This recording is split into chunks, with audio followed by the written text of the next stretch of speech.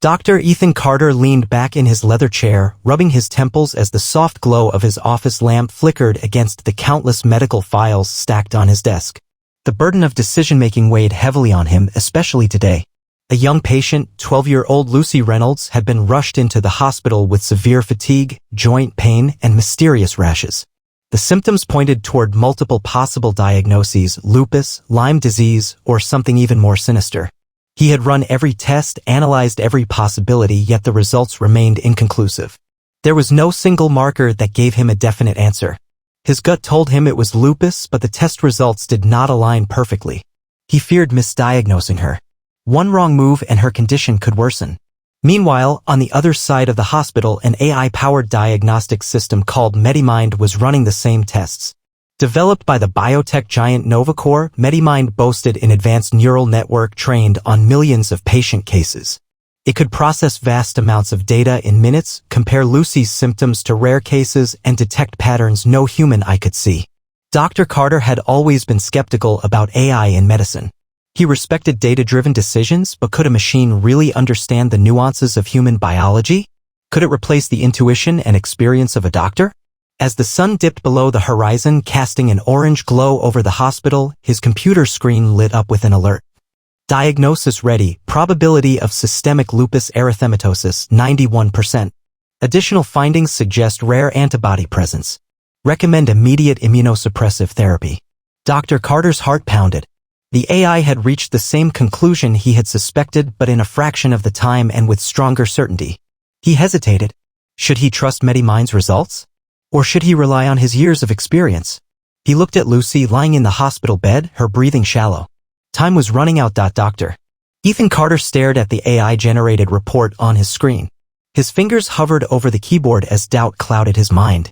Could he really trust an algorithm with a life-or-death decision? Lucy's parents sat anxiously in the waiting room. Her mother, Jennifer Reynolds, was a science teacher, and her father, Mark Reynolds, was an engineer. Both were well-educated and had done their own research on their daughter's symptoms, but they were at the mercy of medical expertise now. Carter took a deep breath and stepped into the waiting area. Mr. and Mrs. Reynolds, he said, we may have an answer. Jennifer clutched Mark's hand. You mean you've diagnosed her? Carter hesitated.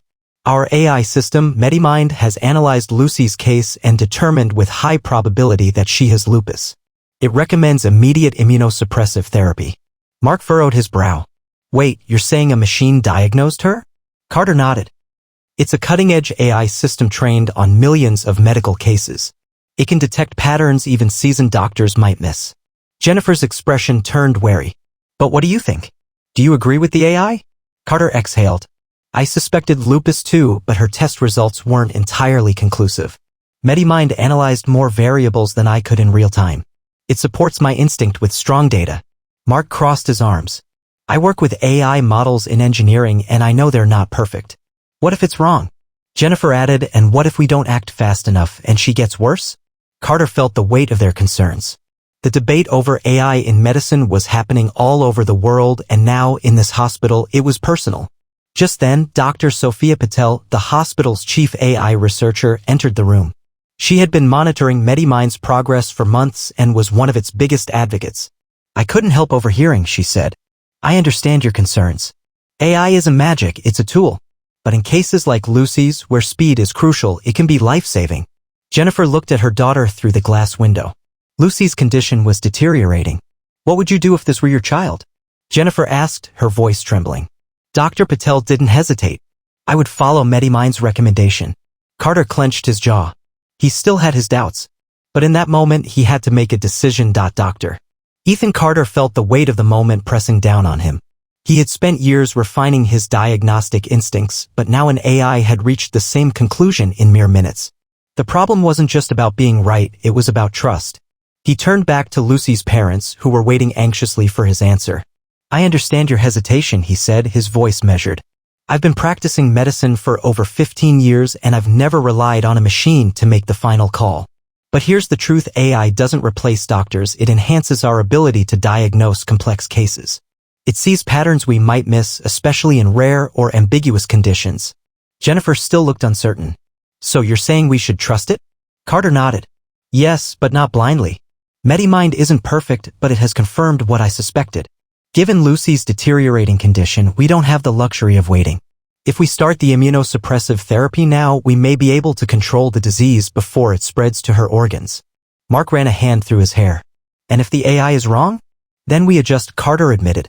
Medicine is always a balance of knowledge, intuition, and response. But in this case, the risk of not acting outweighs the risk of a false diagnosis. Jennifer looked at Mark, then back at her daughter. We don't want to lose her. Dr. Sophia Patel stepped forward. I've spent the last 5 years studying AI in medicine. AI doesn't make emotional decisions, but it does make statistically sound ones. Right now, MediMind has a 91% certainty of lupus. That's a confidence level higher than what most human doctors can achieve with standard diagnostics. Jennifer exhaled deeply. All right, she whispered. Let's do it. Carter nodded and immediately called the medical team. Within minutes, Lucy was started on immunosuppressive therapy. As the hours passed, the tension in the hospital grew. If they were right, Lucy's condition would stabilize. If they were wrong, she could suffer severe complications from unnecessary treatment. Carter remained by Lucy's bedside, watching her closely. He had never been more aware of the fragile line between human expertise and artificial intelligence. Then, at around 3 a.m, something happened. Lucy stirred in her bed, her breathing noticeably steadier. The swelling in her joints had begun to subside. Her vital signs, which had been erratic earlier, were stabilizing. Dr. Patel checked the monitors and smiled. She's responding to treatment. A wave of relief washed over Carter. But as he looked at the screen displaying MediMind's analysis, a thought gnawed at him. What happens when AI starts diagnosing diseases doctors have never even encountered before? Lucy's improvement was undeniable. By the next morning, her fever had dropped, and the redness in her joints had faded. The AI-powered diagnosis had saved her life. But for Dr. Ethan Carter, the victory felt bittersweet. As he walked through the hospital corridors, he couldn't shake the thought that had haunted him all night. Was AI just an assistant? Or was it becoming the true doctor? Later that day, a conference was called in the hospital's boardroom. The success of MediMind's diagnosis had caught the attention of hospital administrators, AI researchers, and even investors. They wanted to discuss the future of AI-driven medicine, and Carter was expected to weigh in. Sitting across from Dr. Sophia Patel, he could already see where the conversation was heading. The results speak for themselves, said Dr. Richard Vaughn, the hospital's chief medical officer. Lucy's case proves that MediMind can diagnose faster and more accurately than traditional methods. We need to start integrating AI-driven diagnostics across the board. Carter folded his arms. No one is denying that MediMind worked well in this case. But what about the edge cases? What about conditions AI hasn't seen before? What happens when a patient doesn't fit the pattern? Dr. Patel interjected. That's why AI continues to learn. Every new diagnosis strengthens the system. It adapts much like doctors do. Carter wasn't convinced. There's one thing AI lacks: intuition. It doesn't feel doubt. It doesn't second-guess itself the way a human doctor does. Sometimes that doubt saves lives. I've diagnosed cases where my gut feeling told me something was off, even when the tests didn't show it. Dr. Vaughn sighed. Are you suggesting we not use the best tool available? I'm suggesting we don't put blind faith in it, Carter countered. If we start relying on AI too much, doctors will stop thinking critically. We'll become passive observers, just confirming whatever the system spits out. The room fell silent. Then an unexpected voice spoke. Mark Reynolds, Lucy's father, had been invited to share his perspective. He cleared his throat. I work in AI development, and I've seen firsthand how algorithms can outperform humans in pattern recognition. But Dr. Carter is right, there's a difference between patterns and people. Everyone listened intently. Machines learn from the past, Mark continued, but medicine isn't just about the past, it's about the unknown. There will be diseases that don't follow existing patterns.